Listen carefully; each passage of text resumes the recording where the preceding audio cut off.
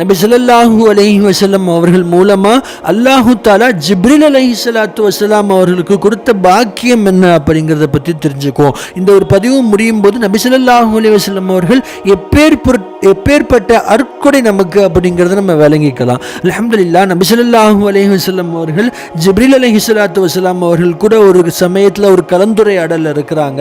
அப்போ நபி ஸல்லல்லாஹு அலைஹி வஸல்லம் அவர்கள் ஜிப்ரீல் அலைஹிஸ்ஸலாத்து வஸலாம் கிட்ட கேட்குறாங்க, ஜிப்ரீலே, அல்லாஹ் குர்ஆன்ல சொல்றான், வமா அர்சல்நாக இல்லா ரஹ்மத்தல் லில் ஆலமீன், இந்த அகிலத்தாருக்கே உம்மை நாம் அற்கொடையா அனுப்பியிருக்கோம். அப்போ இந்த அகிலத்தில் இருக்கிற ஒரு உயிர் தான் நீங்க, உங்களுக்கு நான் எந்த விதத்தில் அருட்கொடை, அல்லாஹ் சொல்றான் அகிலத்தாருக்கே நான் அருட்கொடை அப்படின்னு, உங்களுக்கு நான் எந்த விதத்தில் அருட்கொடை அப்படின்னு கேட்கும்போது ஹஸரத் ஜிப்ரீல் அலைஹிஸ்ஸலாத்து வஸலாம் அவர்கள் உணர்ச்சி பூர்வமாக சொல்லுவாங்க, யா ரசூலல்லாஹ், ஆரம்ப காலகட்டத்தில் இப்லீஸ் எங்க எல்லாருக்குமே தலைவனா இருந்தான், எங்க எல்லாருக்குமே உஸ்தாதா ஆசிரியராக இருந்தான்.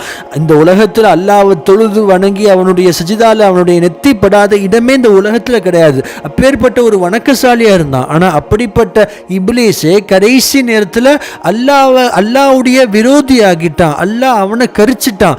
அப்படிப்பட்ட நிலை எங்களுடைய தலைவருக்கே ஏற்பட்டுச்சு அப்படின்னா என்னோட நிலைமையெல்லாம் என்ன ஆகுமோ நான் கவலைப்பட்டுக்கிட்டு இருந்தேன் யார சொல்லலாம். அந்த சமயத்தில் தான் அல்லாஹு தாலா இந்த உலகத்துக்கு உங்களை கடைசி நபியை அனுப்புனான். உங்களுக்கு அல்லாஹு தாலா தன்னுடைய வார்த்தைகளை குர்ஆன் மூலமாக இருக்கணும். அந்த வார்த்தைகள் அல்லாஹு தாலா என்னை பற்றி குறிப்பிடும் போது அல் அமீன், அவர் ஒரு நம்பிக்கையாளர்னு குறிப்பிடுறான். அல்லாஹ் அக்பர், அவர் ஒரு நம்பிக்கையாளர்னு அல்லாஹு தாலா என்னை பற்றி தன்னுடைய வார்த்தையில குறிப்பிடுறான்.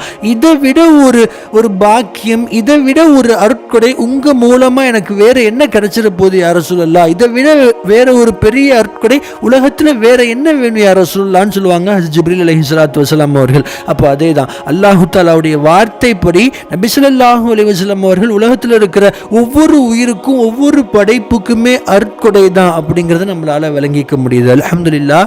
ஆக வரக்கூடிய நாட்களில் நபி ஸல்லல்லாஹு அலைஹி வஸல்லம் அவர்கள் மீது நேசம் வைக்கக்கூடிய பாக்கியத்தை வல்ல அல்லாஹ் உங்களுக்கும் எனக்கும் தருவானாக. அஸ்ஸலாமு அலைக்கும் வரஹ்மத்துல்லாஹி வபரகாத்துஹு. நாம் சார்ந்த முஸ்லிம்கள் சம்பந்தப்பட்ட விஷயங்களை தினமும் தெரிந்து கொள்வதற்கு நம்ம சேனலை மறந்துடாமல் சப்ஸ்கிரைப் செஞ்சு வச்சுக்கோங்க. மற்ற முஸ்லிம்களுக்கும் நம்ம சேனலை ஷேர் பண்ணுங்கள். வல்ல அல்லாஹ் நம் அனைவரையும் கபூல் செய்வானாக. ஆமீன்.